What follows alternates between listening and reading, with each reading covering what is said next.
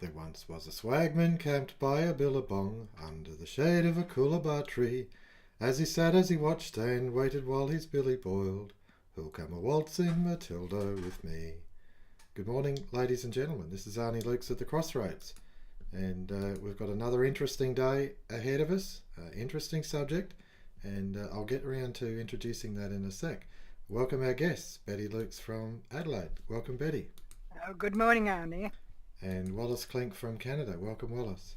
Well, good evening, Arnie. It's evening. Good on you, Wally. I'll sit corrected on that one. No worries. We'll just calm down our titles. Okay. Now, so far we've been talking about the individual and then policy and administration.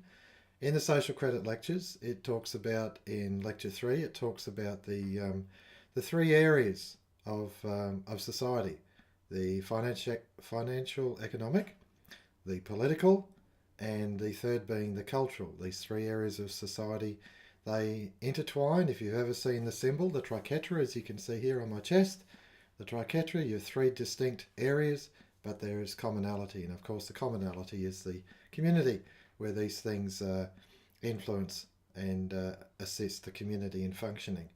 Now, the fourth lecture, I'll bring it up because it is really part of this lecture 3. The fourth lecture is about devolution. And devolution is the evolving back to the community, the function that should reside with the community, the functions that the bureaucrats take. Now, when we talk about centralisation of power, the collectivism, this is the opposite of devolution. So in order for you to begin to grasp what we're talking about when we mention the word devolution.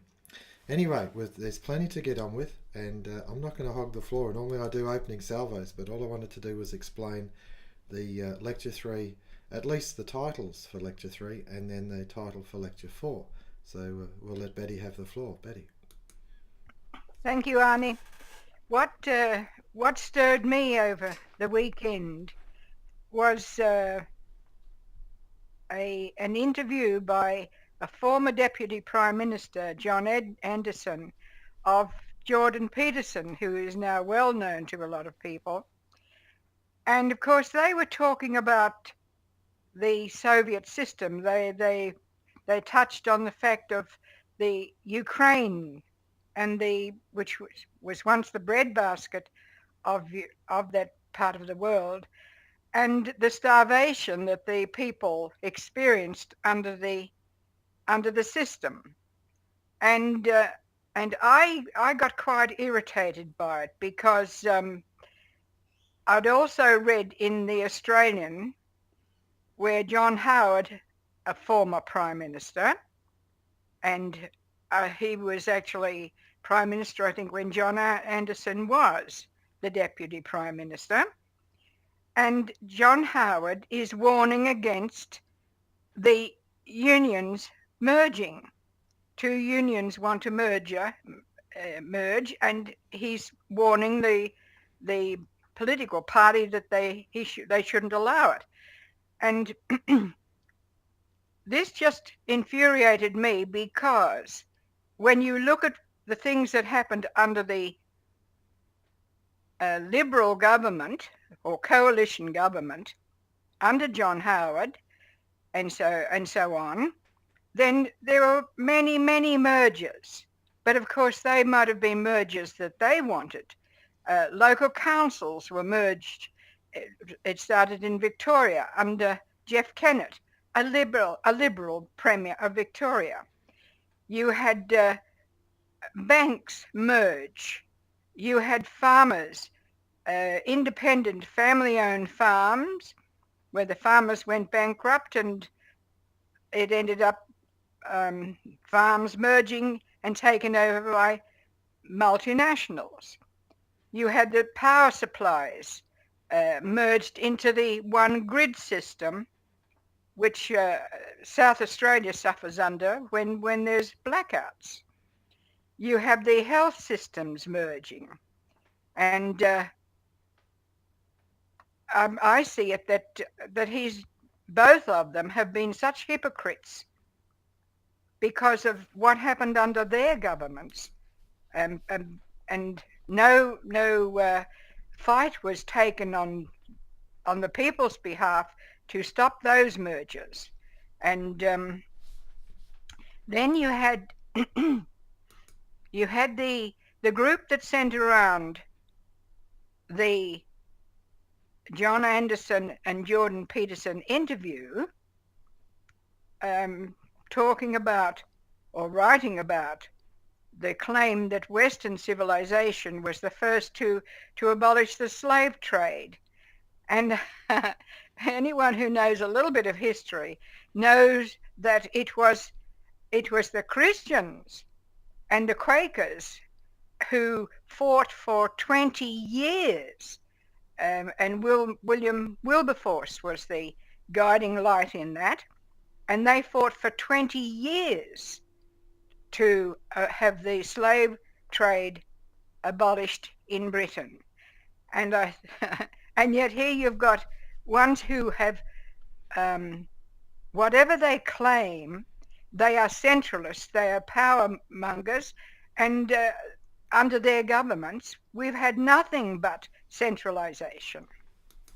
Thanks, Betty, for that. That's very important. The policies that are emanating from these supposedly conservative governments are centralist by nature. And I might add that industry is directionally heading towards that. And that's what monopoly capitalism is all about. And you've got to clearly identify that this centralisation is there. The communists are not the only ones. The monopoly capitalists are in there, boots and all. And to their disgrace, so are the churches. The churches are there, and they are not arguing against or arguing for devolution. They're not arguing for decentralisation of power. The churches are sitting on their hands, and I'm really furious and disgusted with it, really. And they're just reaping in all these investment funds and reaping in a lot of money, and it suits them perfectly to keep things the status quo. And so they're silent. And that, to me, is a disgrace. Wally Klinck. Well, yes, I certainly agree with you. The churches seem to be paralyzed.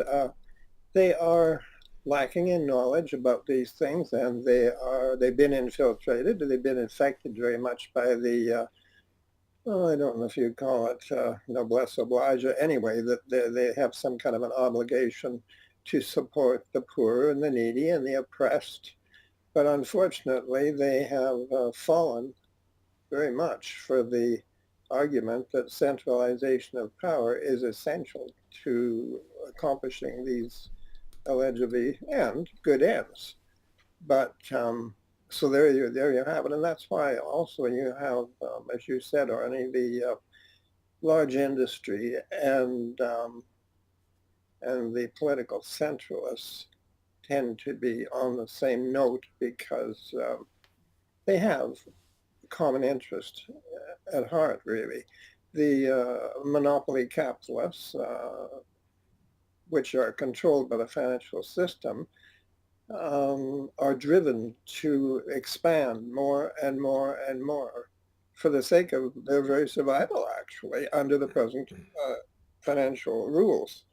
And so that it's not too surprising to see that some of these large corporations are going along with the radical proposals we have given to us from the halls of academia and the radical political elements.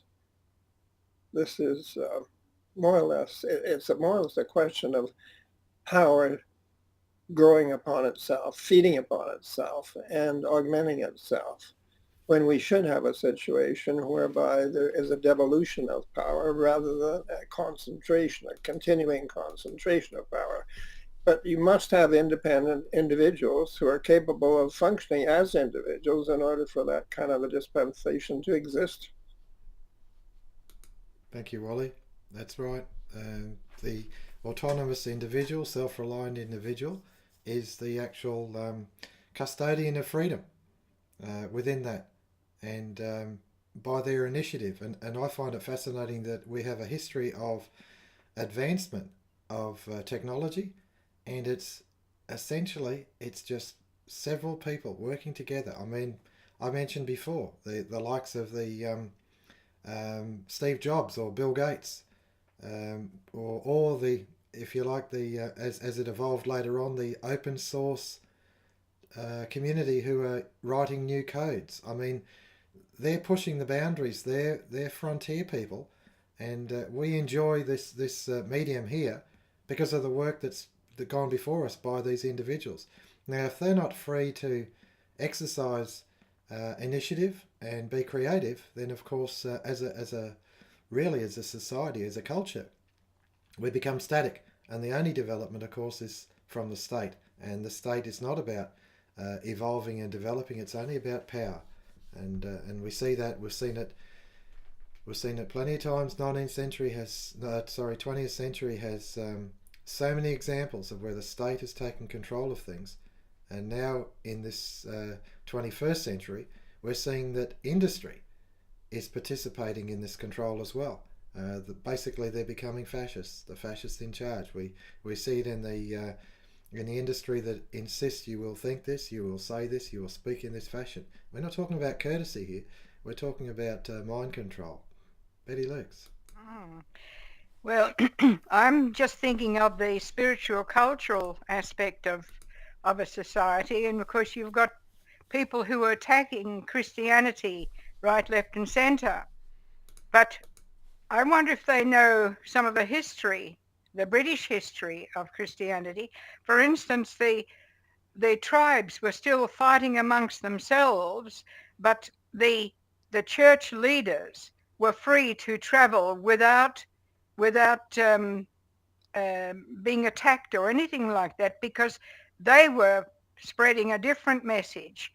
And that was one of the things. And I would remind people that the church taught that, as we're told, render unto Caesar the things that are Caesar, and the things that are God's unto God.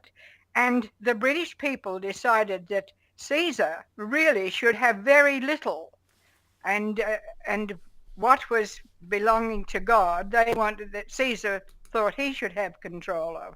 And if you want to look at the British history, you'll see that they continually fought against the centralization of power and did their best to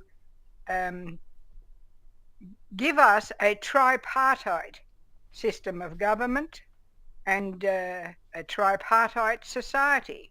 As Arnie mentioned before, there's the legislative or governmental, there's the housekeeping or the economic, and there's the spiritual and cultural. And the cultural really is where you find the soul of the nation, and it's organic. And there's a lot we have to come to grips with there and to understand. Thank you, Betty. Thank you very much. That's exactly right. And that's the purpose of this forum, is actually to put it on the table and draw these things out and actually examine them, because a community, a society, is made up of individuals coming together in agreement, and it's the history, it's the legacy of the work done before by others. It's the development of thinking that's actually we inherit. And this is our legacy, this is our culture, this is our history, and it's our inheritance. And we throw it on the fire to our peril. Thank you. Wally Klinck. Well, yes, the British have gone through the procedure, the anguish, you might say, of trying to resolve the question of freedom and power. And they have used a tripartite approach, the legislative, executive, judicial, to try and balance power so that all aspects or all elements that hold power are restricted in their power into a proper relationship without getting out of balance. So this has been it's been a long journey, and it's certainly an adventure, but it's very critical to this future of mankind that we get these things sorted out properly, because it's the basis of freedom. Now, some people don't believe in freedom. Now, I guess they feel that we're just animals that need to be fed, but that is a rather restricted and constricted attitude, view of humanity. It's quite degrading, and it's quite inadequate and very not satisfying in any way at all. There has to be a spiritual aspect of it. And so, the thing of it is, when you are attempting to solve problems by constant centralization, and you consider that all development, really all creative development, originates within the individual human mind, when you try to remove initiative and policy to remote centers and larger bodies, you are actually impairing the individual's creativity. And if the whole of society really in the end depends upon the creativity of the individual, you are obviously heading in the wrong direction, in a direction that is not going to be constructive. Thanks for that, Wally. That's very good. I'm going to hand it back to Betty. Betty, if you can continue. Yes. Well, I'd like to just mention there's quite an attack on the family through the political correctness today. And but how many people know or realize that marriage was understood long before Christianity, and it was about 1000 AD that Christianity, or the Christian leaders in the British nation that determined that they would make marriage a sacrament of the church. But it was already, if you go into the Old Testament, you see Adam and Eve, and Jesus talks about, those whom God has joined together, let no man put asunder. But it was the church that made it a sacrament. So even before the rise of the Christian church in those countries, marriage was a custom. Thank you, Betty. And I'm reminded I just want to remind our viewers that a lot of the information that we do have is available on our website, alor.org. We run On Target as a journal, we run New Times Survey as a monthly journal, and we also have extensive library of the writings of some very good, very deep thinkers, and that information, if you avail yourself of it, you can certainly learn a lot more than. But yes, it complements what we're already doing here. Thank you, Wally Klinck. Yes, it's certainly, as I was going to say, the relationship of the individual to the group has become very distorted because the individual has become increasingly dependent upon the group, as is expressed in public policy and taxation, transfer, redistribution of wealth, and all that sort of thing. And unfortunately, the Christian religion has come into criticism as being a patriarchal and oppressive sort of thing, which is quite wrong. As Betty said, it's a liberating thing. It's a thing that has stood for freedom, or should always stand for freedom, even though some of those people who have been involved in representing themselves as being Christians have not always done a very good job of it. The Christian message is freedom, and you value freedom. It's absolutely critical that we must give due recognition to the Christian philosophy as a source of supporting it.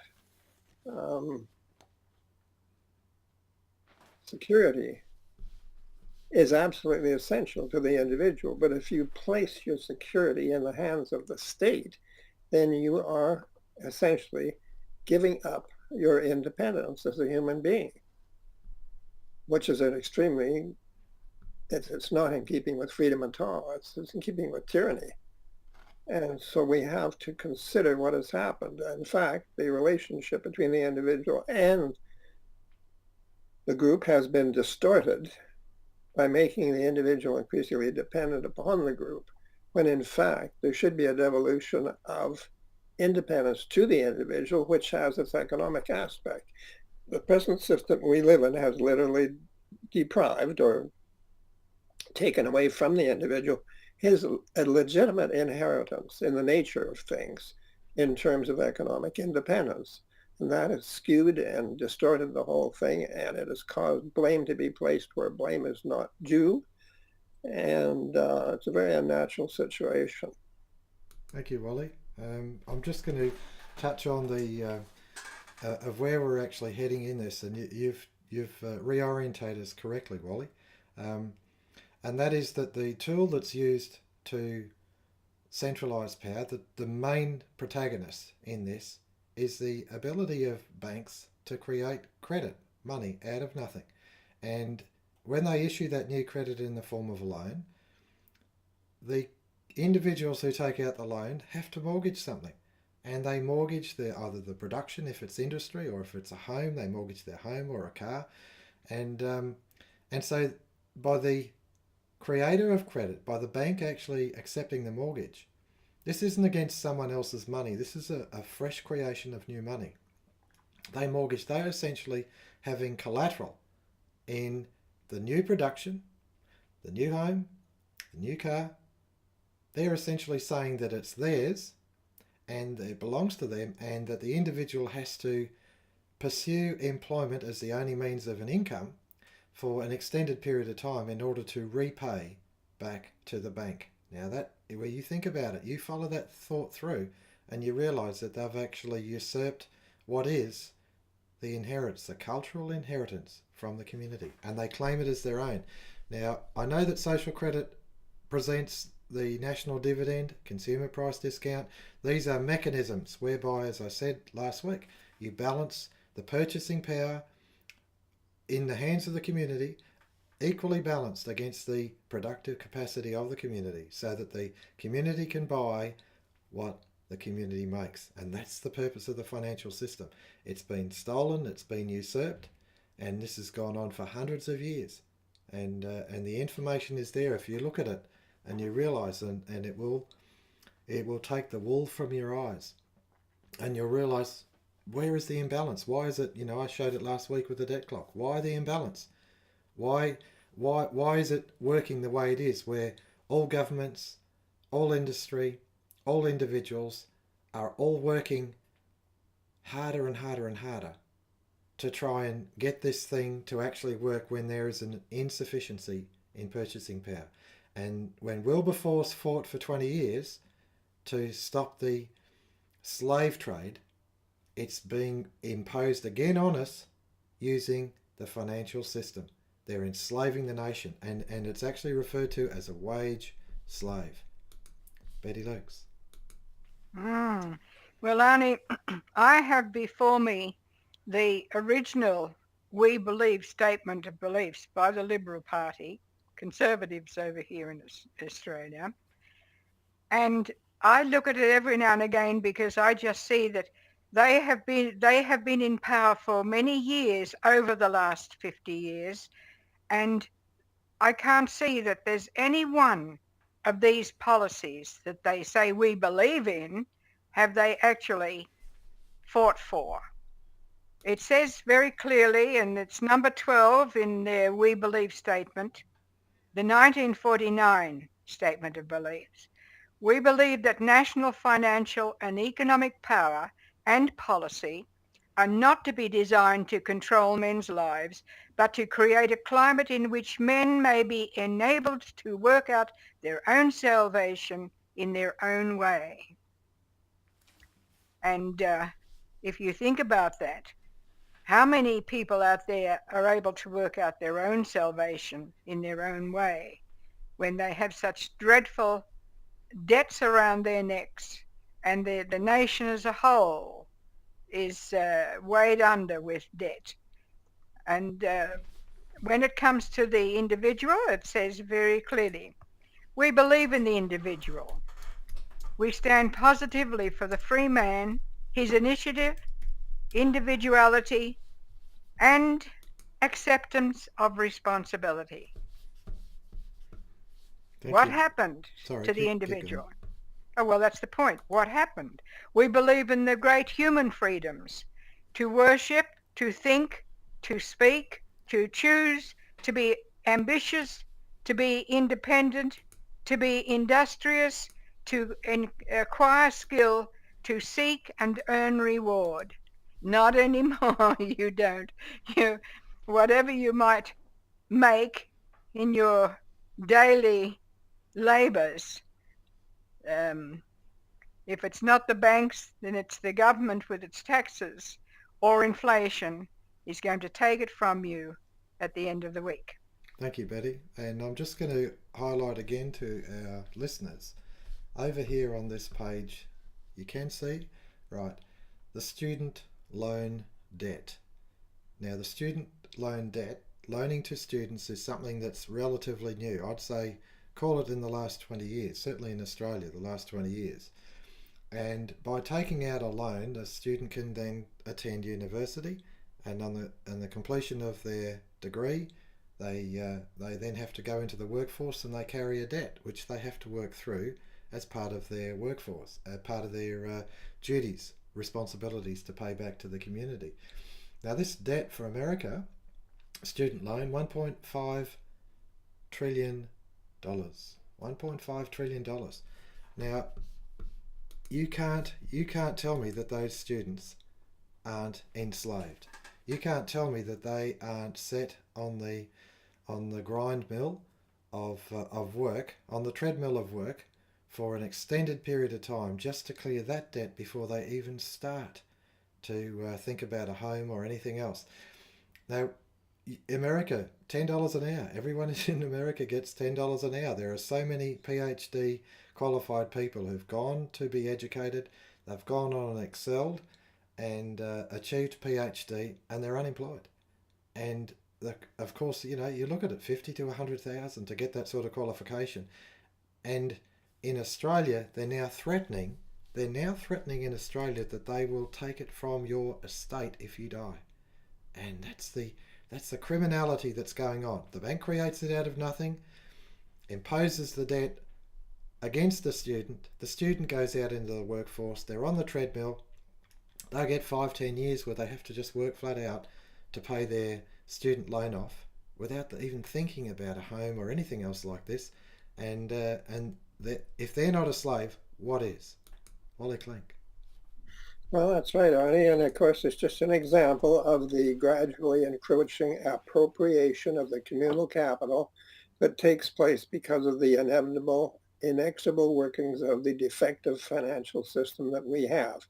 The financial system is not only defective, it is an instrument of policy, and that policy is the centralization of wealth and power, and that is the way it is working. Now, certainly, the statement that Betty just read from the Liberals at that time would be difficult to criticize. It was quite a noble statement. And Betty asked, what's happened? Well, what's happened is that the financial system, you see, that's an abstract statement, and abstract words are all very well, but they don't mean much unless you actually incarnate, that is, to make real the policies which are being stated. And so we have failed to do that, and we failed to do it primarily, almost exclusively, because of the defective and exploitative financial system that we operate under, and which so few people understand. It's not that the banks create money. We have to have money. It's the fact that the banks, when they issue money, they claim the ownership of that money, and they will foreclose on the pledged assets of a loan if you don't come forward with the required service and payment. But the thing of it is, if things are arranged in such a way as that the community does not have the wherewithal to service those loans, and that is the way the price system actually operates in conjunction with the credit system, to create a shortage of purchasing power, making it absolutely necessary for the individual to just simply incur more debt in order that old debts can be paid off. And if that's the principle upon which the system operates, it just gets worse and worse and more oppressive all the time, with debts extending in size and in in extended age. And so we're just on a course of continuous centralization of wealth and power. And of course, in the end, you can only see it evolving into a situation where you have a highly, highly centralized administrative power controlling the affairs of mankind. Because mankind. Thanks, Wally. Sorry, I've jumped in on that. Sorry, Wally. I've jumped over the top of you on that unintentionally. I pressed the button. But yes, the centralisation. Now, the thing is with this financial system, the way it is, and when we talked about devolution, about the financial, economic, the political, and the cultural, spiritual, as the organisms within society of how they work, and then the centralisation of power, the devolution of power. When you follow this through, you realise that new credits aren't even created onshore. They're not even, our new credits are not created in Australia. Our four major banks have to go to international banks, and essentially organisms like the World Bank or the International Monetary Fund. When we had the global financial crisis a few years ago, the major banks had to borrow thousands of millions from overseas banks in order to guarantee their stability and liquidity. Now, these overseas banks are fabricating that out of thin air. And you go to something like the Bank of International Settlements in Switzerland, that means that that particular central bank of central banks in the world, issues new credits to nations. And the nations can only get their industry to work based on this central bank issuing these credits. Now, try and fathom that. Excuse me, hello, where's the independence? Where's our autonomy? Where's our opportunity as a nation to just look after ourselves? And of course, as a tool, this is why finance is so insipid. I think that's the right word. It's like a parasite on the whole world, like a huge monkey on the back of the whole world that it won't let go, and it's got control. And until we demesmerise and look at this and say, well, what is our philosophy? Do we believe that there are some elite people out there who really are the only ones who know what's going on, and therefore we have to entrust all this power to? Do they really exist? I mean, come on, we're Deputy Prime Minister playing up the Victorian Premier, saying they've been fraudulently behaving for more than 20 years. The Prime Minister putting all his funds overseas. I mean, hello. These are the profound, honest, and virtually halo type of people that we have to entrust all this power to. Come on, let's be real. Australia, you can look after yourself. You just have to choose to. And it starts with one. And it says, no, this is garbage. We're going in the wrong direction. We need to devolve power. We need to bring it back. And it starts here. Betty Lex. Devolve power. Well, of course, how many years have I wished that the Christian churches would be serious about their religion and take up some of the principles, some of the philosophy of Christianity. And it hasn't happened. Some groups are getting involved, but not enough. I think of Jesus when he asked them, "Why do you call me Lord and don't do the things I say?" And I'm reminded Prince Charles is out here at the moment, and it's lovely to see him. And of course, he attended an Anglican church up there in very hot northern Queensland. I thought he looked a little bit warm up there. There was hot weather.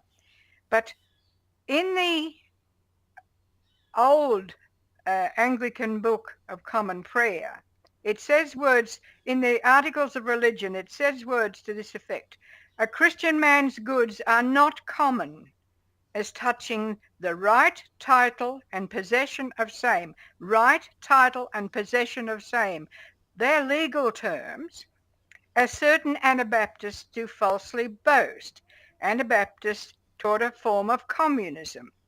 But it is a Christian man's duty to give alms liberally according to his ability. Now,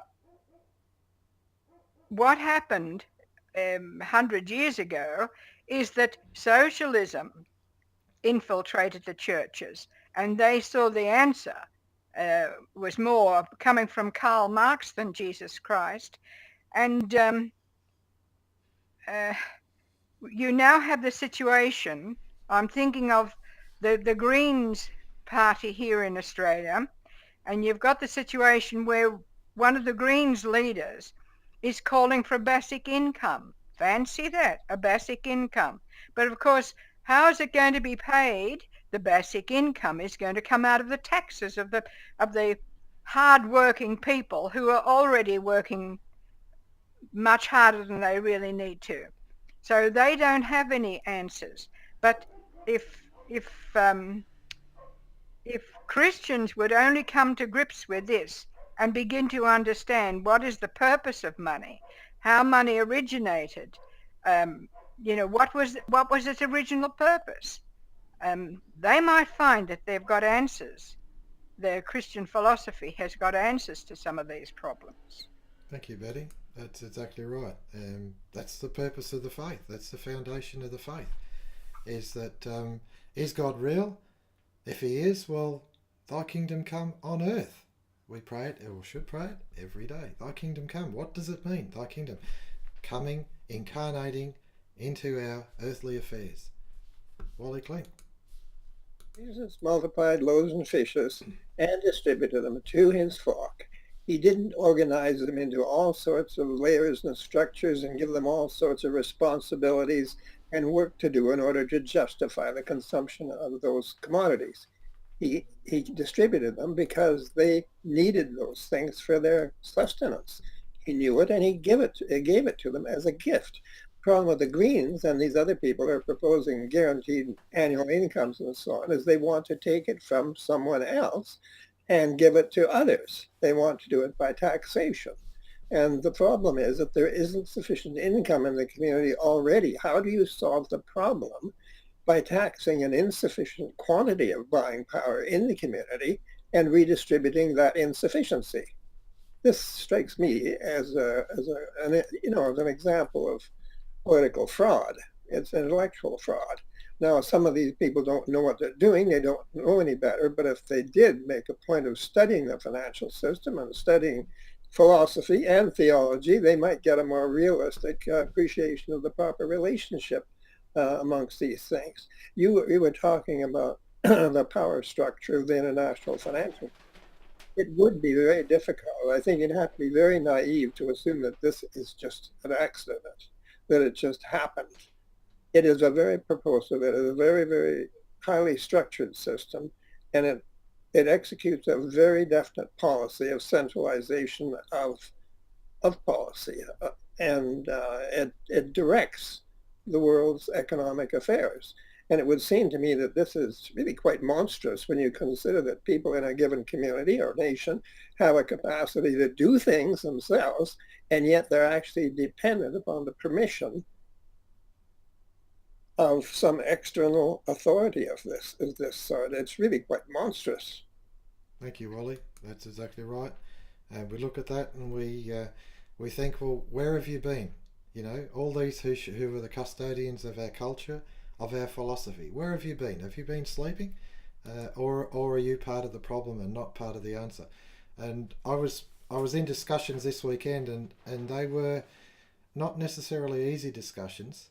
We talked about the biblical stories, the virgins with the lamps, 6 virgins who had the lamps ready and full of oil, and 6 who didn't.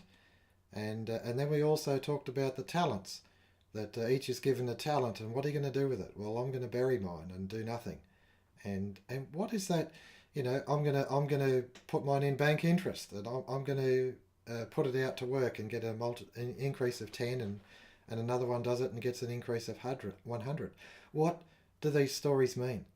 Isn't the talent, surely the talent is our Christian faith?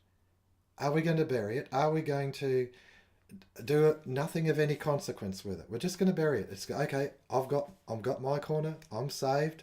I'm safe. The rest of the world can go to hell. Jesus will sort it out when he comes, but I'm safe. Isn't that the person who buries the talent? And then you say, well, I put it in bank interest. Figuratively, what does that mean? In my mind, it says that, well, I present my understanding of Christianity to those I have immediate contact with. And we discuss these things and we attempt to incarnate Christian principles into our life and especially into our community. And it doesn't have to be, we're not talking Bible bashing here, we're talking just loving each other and mutual respect and honesty and integrity. There is an increase, there is a natural increase in that. And then the one who has a multiplication of 10, isn't that the person who takes that out further into the community, not just your immediate neighbourhood, but takes it out and presents, look, we can do better than this, you know, we can do better and let's pursue it. And these are all parts of using that talent, that gospel, to cause an increase in society. And Jesus challenges us about it. He challenges again and again. Our faith is something important. It's profound. In my mind, for me, I risk eternity if I get it wrong. Betty Lukes. Well, if you really study some of the parables that Jesus presents, I find them mind-blowing. What about the laborers in the field? All were paid the same amount no matter how many hours they worked, and the one who worked the least was paid the same amount. He was paid enough for his needs, and that surely was the purpose of that parable. I know that we're dwelling on the Christian message here, but look, it was the Christian faith that developed the Western world, and I don't see that. When I see ones like John Howard pontificating about his Christian faith and then centralizing power, I think to myself, he doesn't understand at all what the Christian faith is about. And I would like to challenge people who are looking at this video to really give thought to it. Have a look and see what happened when Jesus went and he went to see the fishermen, and they didn't catch anything. They had fished for quite a while and they just weren't catching anything. And what happened is that he told them to cast the nets into a certain spot, and the net was full, more than enough for them. That every one of those stories shows to me the abundance of God, the abundance of this world, and we need to look and think about that. Thank you, Betty. Wally Klinck. Couldn't agree more. And as far as the parable of the talents is concerned, I've had various people tell me that justifies usury. It does no such thing. As a matter of fact, the message was that if you regarded me as a harsh man, you would have put my money out at usury, which is not a compliment. Yeah, and the message is that you should use, as you said, Arnie, you should use your talents to do real things which are beneficial in the world, not just hide your talents. That is not the nature of an abundant and meaningful life. So I don't fall for this very specious argument about the story of the talents being a justification of usury at all. I think it is quite specious. And as far as the, I don't want to sound overly or unreasonably critical, but it seems to me that the monarchy is the residuum of, or is the protector of the rights of the people in terms of natural law. And I would wonder, I'm sure that they have been exposed to many of these ideas, and I would wonder why they're so silent upon this whole question of finance. It's all very easy to go out and write books on architecture and things like that, but why doesn't the prince get serious about life and start dealing with some real issues that really do affect human beings, the financial one being the central one. Is he afraid? I mean, what's the problem? Mm. Thanks, Wally. That's always very hard because you think about the story of the was it a Pharisee, a rich man? A rich man came to Christ and was talking about the kingdom of heaven, and Jesus said to him, "Give up all you've got, sell it all, give it to the poor, and then come follow me." And of course, the rich man found that I don't know that I can do that. Because I have so much to give up, and I must admit, I look at I know of a person we were discussing this morning who's been forced to dispose of their assets in order to continue on a particular campaign, and they gave it up. They gave up the opportunity to put pressure on them so that they could pursue something that they consider more worthwhile. I think, was it St. Paul talks about that they were basically all his advantages that he had in the natural world were as spiritual rags for the gospel. And I see this young bloke as giving up these material things. I personally wouldn't agree with his strategy, but the point is though that I recognise it, that he is actually in a stronger position by not having assets for him to pursue these things that he's attempting to work through. Okay, Betty Lukes. Well, Arnie, I'm not sure that I have anything more to add to what we have spoken about today. I really think we have put enough in there for people to think about. It reminds me, I'm reminded I was talking to one of my dear friends at the weekend, and we were talking about Ian McGilchrist and what he had to say about the left and the right hemispheres of the brain. It is very important, I think, very important what he has to say. But he did point out that the right hemisphere, that's the one that you stand back and you pay attention to what is happening in the world around you, because after all, the left hemisphere is for if you go back in evolution, that's for the prey, that's for the grabbing, that's for the spear, that's for getting your prey, what you're going to eat. But the other hemisphere is where you have evolved to pay attention, because you just might be a meal for somebody else if you're not careful. And that's, so I can see the importance. But what we did talk about was the fact that we have to pay attention. We have to pay attention to what it is we are studying, and it seems to me that's what we have to do when it comes to looking at our Christian faith. Pay attention to what is said. Thank you, Betty. That's exactly right. Now, last week I happened to bring our show to a close prematurely because someone had something else to contribute, and I shut them off. Wally Klinck, anything else, please? Well, I will compensate for that. I know, Betty, what you say. It's a question of paying attention, and I think people had better start to pay attention and stop just doing the same thing over and over and over again and expecting somebody else to solve the problem for them with the same solutions. We have to start seriously analyzing what is going on, trying to determine not only what is going on, but the underlying causes of what is going on. And until we do that, as they say, continuing to do the same old thing and getting the same results is basically a sign of mental illness.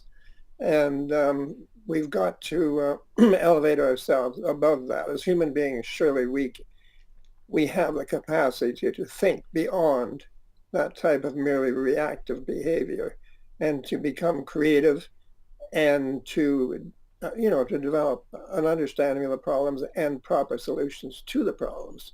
And largely that lies decisively in the financial realm. This is the whole philosophical thing that lies behind that. But technically, mechanically, it is a financial thing. And we've got to solve that problem. Either the system is self-liquidating or it is not. If it is not, then that has to be fixed. Thank you, Wally. That's exactly right. Now, I'll point out something here which we did mention last week, and that was that it's not our function as members of the community to tell first-rate experts how to sort this out. Our function is to say, what objectives are we after? We're after a balanced financial economic system where we can purchase what we make so that everyone has a sufficiency. God is a God of abundance. Those 5,000 that he fed, more than enough, and 12 baskets full they picked up afterwards. And the fishes the same, it almost sank the boat. Don't tell me there's our God a God of misery and shortage. Nothing like it.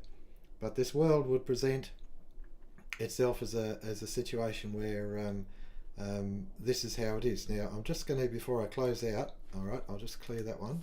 I'll just bring Betty up because she did wave, and then I'll close out. Betty. Oh, well, I must mention the wedding at Cana. Yes.